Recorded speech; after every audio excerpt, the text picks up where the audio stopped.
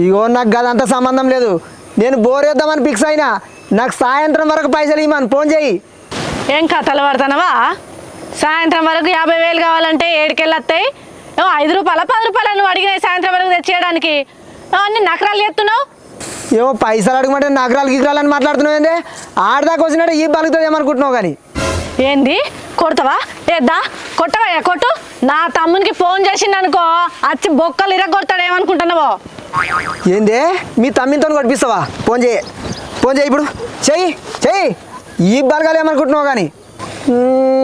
బాగా మాట్లాడుతున్నావు. అవుతుంది ఎప్పుడో నీ లగ్గం మంచిగా అవుతుంది.